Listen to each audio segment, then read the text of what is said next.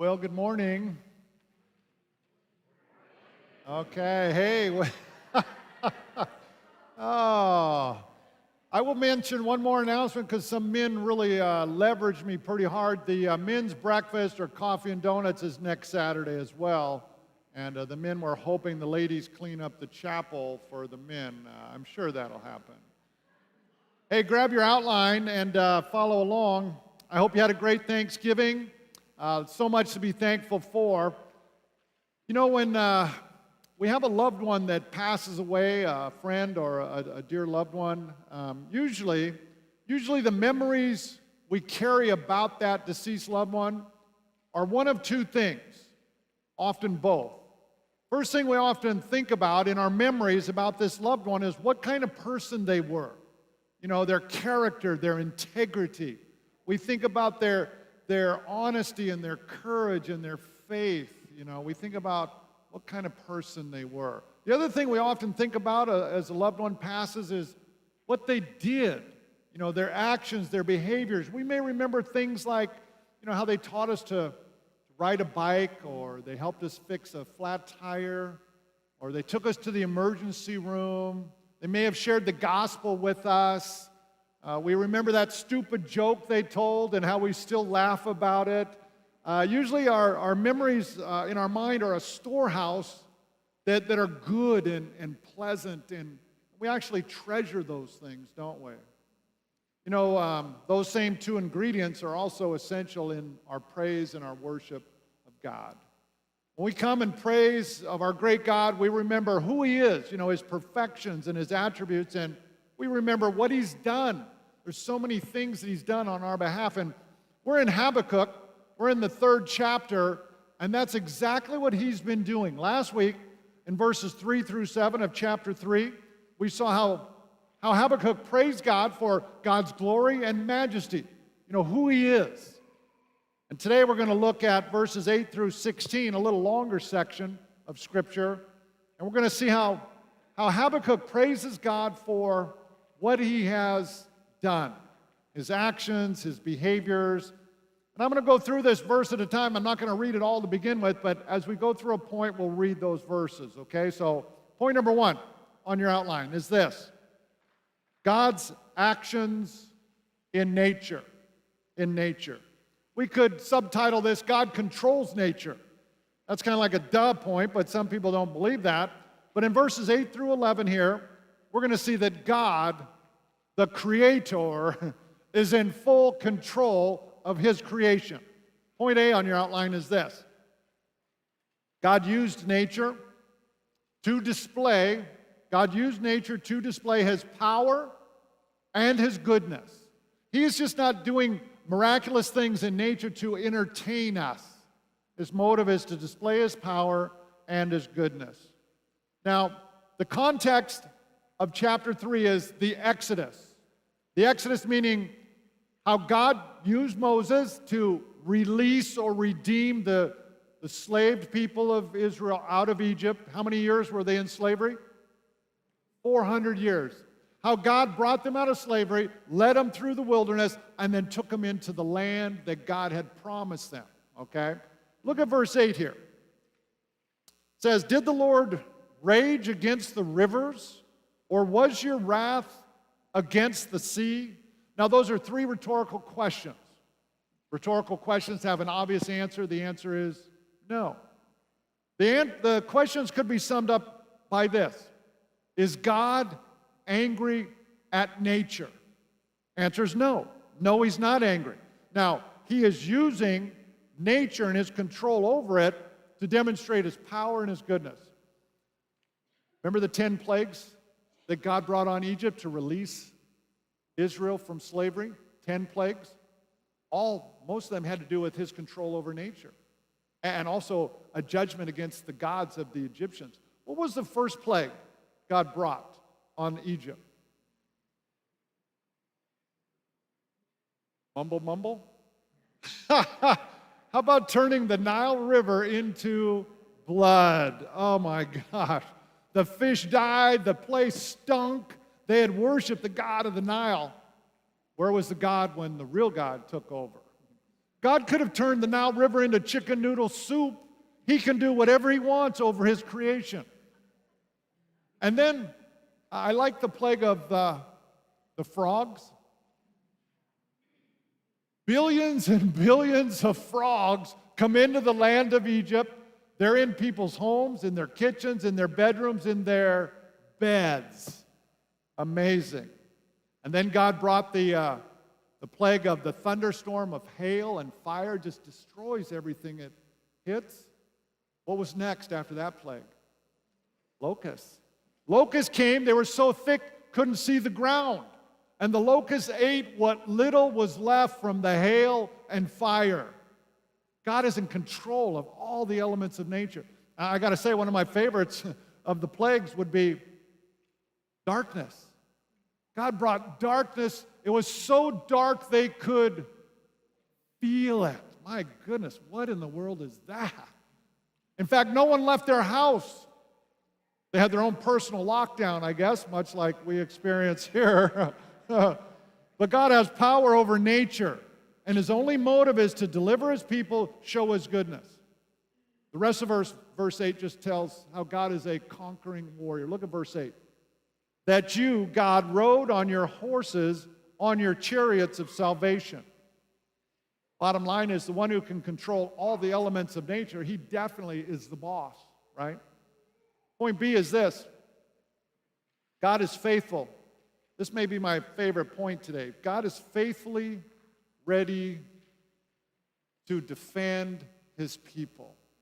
God is faithfully, consistently ready to defend his people. Look at verse 9. Verse 9 says, your bow was made bare, the rods of chastisement were sworn. Now, that phrase there, the rods of chastisement were sworn, is very, very difficult. I think NIV translates it best by saying, you called many arrows. Now, the picture we all see is that of an archer, okay? And an archer has a bow in a sheath or a holster, either on his back or at its side, and he draws it. And now he's got his bow ready, and he's got all these arrows ready because he is going to defend his people. Whatever the enemy is, whatever the opposition is, God is ready and able to defend his people. I got to say, is this not encouraging for you and I today? Is not this comforting for you and I today? People slander you. No worries, God will protect you. People judge you incorrectly. No worries, God will defend that. People retaliate against you. No bother, God is your protector. Verse 9 continues. Selah, you cleaved the earth with rivers. The idea is digging a trench and just letting a river flow in there. I don't know about you, but when I was a kid, we didn't have Xbox and all these video games, but we had dirt and sticks and rocks. And I remember building these castles or little houses out of sticks, and then we'd take our fingers and dig a trench around the stick house, fill it with water, and we'd pretend we had a moat around a castle. And I got to say, I wish I had pictures. It was amazing construction, truly. It was amazing. But God does that for real. He creases the earth and fills it with water. That is the power of our God. No one can compete with that kind of power. Point C. The Red Sea and the Jordan River, what's the fill-in? Obeyed. Obeyed God.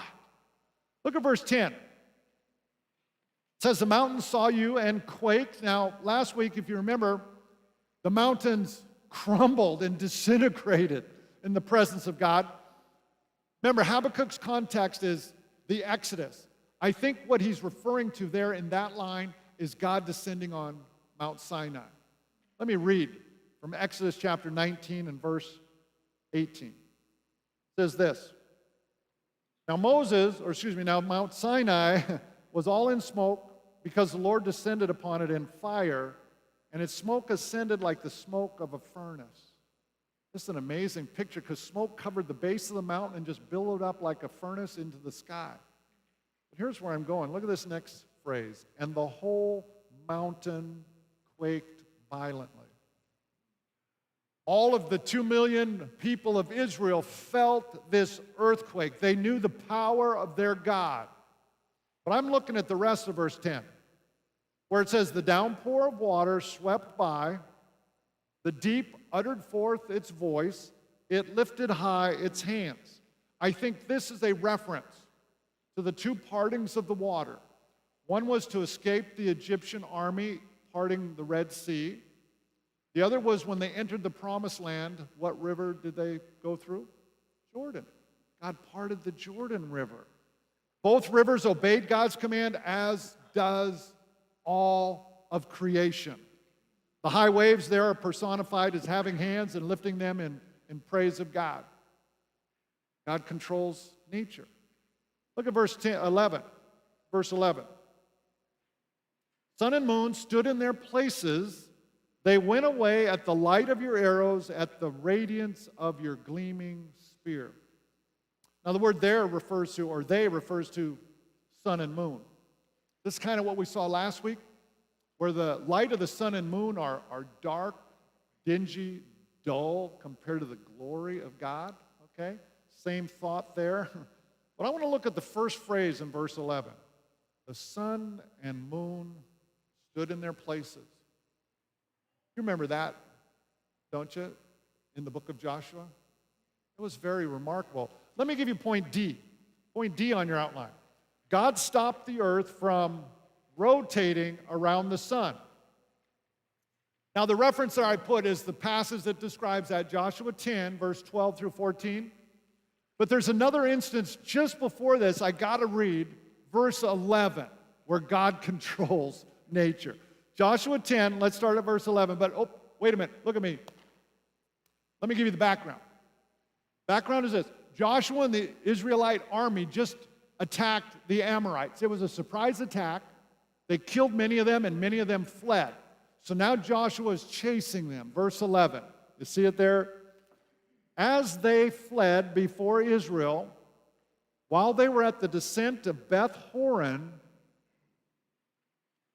the Lord threw large stones from heaven on them, on the Amorites, as far as Azekah, and they died. There were more who died from the hailstone than those who the sons of Israel killed with the sword. So the hailstones are large stones, must be maybe the size of softballs or bowling balls. I got to say, if you can kind of picture what's happening, God is like, boop, boop, boop, boop, got you, got you. It's like, God is the original sniper, is he not? You know? I mean, he can pick a flea off a dog at 3 miles or 20 miles. This is amazing. Some of you know some people you'd like God to drop hailstones on, but that's a different story, okay? Let me read starting at verse 12. Then Joshua spoke to the Lord. He's praying to the Lord in the day when the Lord delivered up the Amorites before the sons of Israel, and he said, this is his prayer in the sight of Israel. O sun, stand still at Gibeon, and O moon in the valley of Ajalon. Now let me say this. The request is because Joshua realizes they don't have enough daylight to wipe out the Amorites. It's going to take more than what they have left. So he makes this prayer request, verse 13. So the sun stood still and the moon stopped until the nation avenged themselves of their enemies. Is it not written in the book of Jasher? And the sun stopped in the middle of the sky and did not hasten to go down for about a whole day. Let me say a couple quick things. One is sometimes people look at this and say, well, there's where the Bible and science disagree because the sun doesn't move. And that's indicating it does. No, it's not. It's just Joshua's perspective. It's a human perspective that looks like the sun is moving, right? It's just a slang term, if you will. We still talk about sunset and sunrise, and we realize the science is the sun doesn't move, okay? So there's no conflict here. But let me show you what's happening. Look there at verse 13. It stopped in the middle of the sky, so we're going to assume that's 12 noon, high noon. And then at the end, it didn't go down for about a whole day. So this day was about 36 hours long, maybe 48, okay? And the earth didn't actually stop its rotation. It looks like it simply slowed down. You see there in verse 13 again, it says it did not hasten, did not hurry to go down. Seems like it just slowed its spin until God accomplished wiping out the Amorites. What an amazing control of nature. Let me read verse 14. There was no day like that before it or after it when the Lord listened to the voice of a man, for the Lord fought for Israel. I got to say, I like this. Very similar to what we just said. He is ready. He is able to defend his people. The soldiers were doing their part. God did his part. Now, here's a thought. Here's just a simple thought. If God can control the sun and the moon, then don't you think he can meet your needs? If God can control the hail and the rivers, don't you think he can guide your life? Don't you think he can keep every promise he makes in the Word? Don't you think he can bring comfort to you in your darkest day? Yes, he can. Yes, he can. Let me give you point 2. God's actions. See, God is being praised by Habakkuk for his wonderful actions. Point 2, God's actions among the nations. Among the nations. Subtitle here would be God controls the nations. Point number 1, God controlled nature. He controls the nations as well. Now, remember, we're looking at the Exodus here for most of these circumstances. Look at verse 12 again.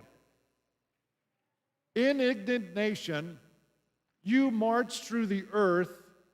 In anger, you trampled the nations.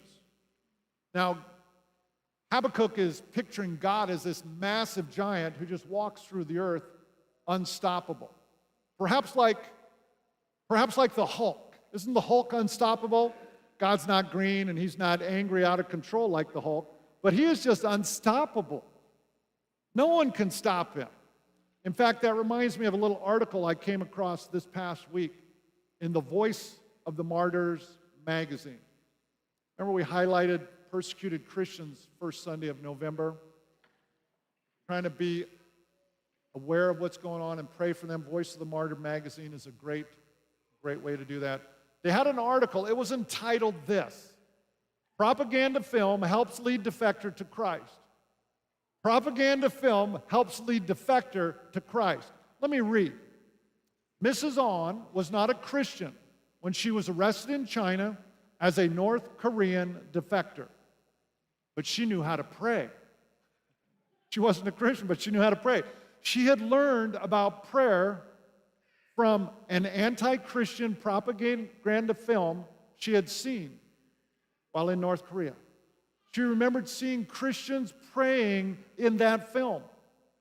And now in her jail cell in China, someone had scratched the name Jesus on the wall. Desperate for help, Mrs. On decided to ask God for help. She asked God to get her back to South Korea. After becoming a Christian and getting successfully back to South Korea, she sought out other Christians to help her grow. She is now learning how to share Christ with her family, co-workers, and others around her. That is just so cool, is it not? That is just so amazing. God is unstoppable. He can take an anti-Christian film, one that's supposed to turn people away from Christ. God uses it to turn people to Christ. That is cool. Let me keep reading here. Verse 13. You went forth for the salvation of your people, for the salvation of your anointed. You struck the head of the house of the evil, to lay him open from thigh to neck, Selah. You pierced with his own spears the head of his throngs. They stormed in to scatter us. Their exultation was like those who devour the oppressed in secret. Let me give you point A. God defeated many nations. I think that's what's in view in verses 12 through 14. When God led Joshua and the army into the promised land, they defeated city after city after city. Can you remember some of the cities that Joshua defeated going into the Promised Land? There are a lot. I mean, there's like Ai and Jericho and Bethel and Hazor and Jarmuth, Lachish, Gezer, Dor, Libnah. They defeated the Hittites, Amorites, Perizzites, Jebusites, Twitterites, Facebookites. They defeated them all, right? In fact, I love this song. There are a number of songs on current radio and some that we sing in church. One in particular has this line. I heard it in the last week, and I love the song. But it says this. One of the lines says, as they worship God, it says, "You never have lost a battle." I like that because, you know, sometimes from a human perspective, I think, oh, Lord, you lost that one, and oh, we lost that. No, God has never lost a battle and never will. He is in control of the nations and the outcomes. In fact, go to verse 15. See, I think what Habakkuk is doing here is going back to the amazing miracle of the parting of the Red Sea on this one. You trampled on the sea with your horses on the surge of many waters. I think he's coming right back to the most spectacular miracle of the Exodus, and there were many, where he parts the sea, Israel walks through on dry land, and then the chariots of the Egyptian army come through, and God buries them in a watery grave. Let me give you point B. By preserving Israel, God preserved the line for the Messiah. I got to point this out in verse 13. You see where it says, God, you went forth for the salvation of your people, for the salvation of your anointed. Who's the anointed there? Jesus Christ. Israel's Messiah, the King of Kings, Lord of Lords. Had God wiped out the nation of Israel, his promise of a Messiah coming from Abraham and David would not have been fulfilled. He would have been a liar. So God always preserves a remnant of Israel. In fact, 2 Chronicles chapter 21, verse 7 says this. I got to back up. Let me give you what's happening here in this passage. A number of the kings are listed in the book of 2 Chronicles, some good, some not so good. The king that's just been talked about is Jehoram, who was an evil king. He was so evil, God says this in verse 7. Yet the Lord was not willing to destroy the house of David. Jehoram was so evil, God considered wiping it all out.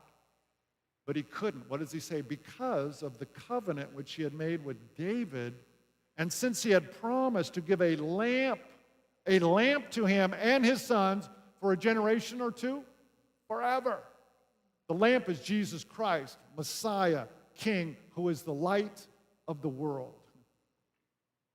God is a promise keeper, never fails to keep his promises. Bible prophecies are always fulfilled. Sometimes we kind of goof up on how we think they're going to be fulfilled, but they always get fulfilled. Let me give you point 3. Habakkuk's response was peace and confidence. Now, this is good. This is really good. Look at verse 16. And we'll see this a little bit next week as we go into the next couple of verses. Look at what Habakkuk says. I heard, and my inward parts trembled. At the sound, my lips quivered. Decay enters my bones, and in my place I tremble. Why, Habakkuk? Why? Because I must wait quietly for the day of distress, for the people to arise who will invade us. So Habakkuk here, his heart is pounding, his lips are quivering, his legs are trembling, palms are sweating, he is stressed out, partly due because he's seen this awesome picture of God who conquers nations, who controls nature, partly because of that, and partly because he knew Babylon was going to invade the nation, okay? In fact, that's what he says. Look at verse 16. He says, where for the people to arise, that's Babylon, who will invade us. That's what the whole book has been about. God is going to judge the nation with the Babylonians, okay? And remember, as we've said, the Babylonians were vicious and merciless to the nations they conquered. They would just slaughter people without thinking about it. And Habakkuk here knows that, and he's dreading what's coming. He knew pain and suffering were on its way. And he's honest here, but he's not defeated. He is alarmed, but he didn't have a breakdown, okay? Yes, he's stressed out, but he's not rolling into a fetal position and giving up. How do we know that? Because he says that. Look at verse 16. You've seen those two words highlighted on the screen. Must wait quietly. Wait quietly is a Hebrew word that means to rest. And it means to cease from activity in the spirit of victory. This same word, let me show you another place it's used. Joshua chapter 21, verse 44. It says this, and the Lord gave them rest on every side. There's that word, rest. According to all that he had sworn to their fathers, and no one of all their enemies stood before them. The Lord gave all their enemies into their hand. Now, Israel had rest because all their enemies were defeated. They ceased from warfare in victory. But Habakkuk knows terror and suffering are coming. How in the world is Habakkuk resting? Brings us to point A. Here's how. His outer circumstances did not control his inner resolve. Resolve means determination, his determination to trust God, his determination to love God. It is so hard for us not to have our outer circumstances affect us emotionally, physically, mentally. Habakkuk's resting. The Apostle Paul describes this. Let's turn to 2 Corinthians chapter 4, and I'll start at verse 7. The Apostle Paul says this, but we have this treasure in earthen vessels. Stop for a moment. What's the treasure? He's talking to all Christians have this treasure, Jesus Christ. As we approach Christmas, he is the indescribable gift. All of us have this treasure of Jesus Christ so that the surpassing greatness of the power will be of God, not of ourselves. Paul is saying, you know what? Whatever happens in life, good or bad, I want to depend on God's power, not my own. Remember when Paul said, I can do all things through him who strengthens me? If I'm relying on my own strength, Paul says, I'm not going to go very far. It's very feeble. It's usually a failure. We have the treasure, the power, the resurrection power of Jesus Christ. Verse 8. We are afflicted in every way, but not crushed, perplexed, but not despairing, persecuted, but not forsaken, struck down, but not destroyed. Let me just say, time out. This is Habakkuk.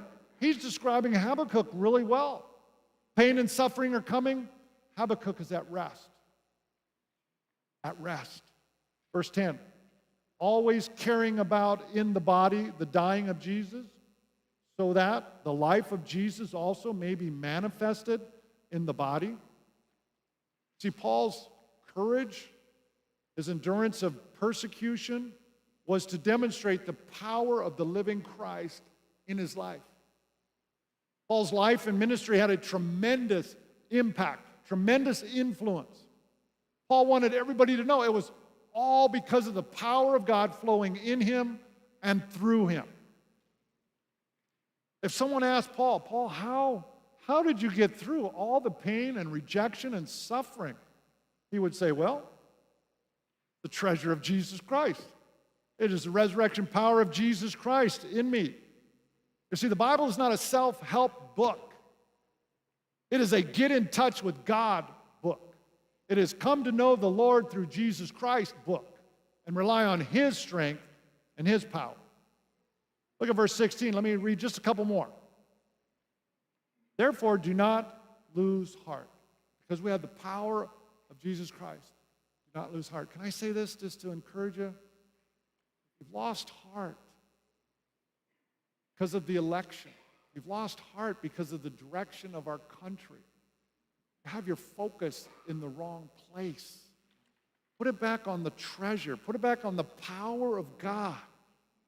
And look at what will happen. Therefore, we do not lose heart, but through our outer man is decaying, and let me say, every time I look in the mirror, this is true, okay? Yet our inner man is being renewed day by day. It just goes on and on and on. Our physical life may be in great distress. Our spiritual life can flourish. We might be in financial bankruptcy, but we are rich because of the treasure of Jesus Christ. Verse 17. For momentary light affliction is producing for us Christians, an eternal weight of glory far beyond all comparison. While we look not at the things which are seen, but at the things which are not seen. For the things which are seen are temporary, momentary. But the things which are not seen are eternal. Let me give you point B, and then we'll pray. I just encourage you, we need to be able to rest in the Lord, to cease from worry, to cease from negative thoughts, to cease from critical words. You know, let me give you point B. We can enjoy peace even in the midst of chaos. We as Christians, we who have the treasure of Jesus Christ, can enjoy peace and rest in the midst of chaos. I hope that's true for you. I hope you're learning to do that. Let me pray. Father, we love you. We thank you for the privilege of worshiping and praising you. Thank you for knowing who you are and the great things you have done. We pray this in Jesus' name. Amen. Hey, God bless you. Have a great day.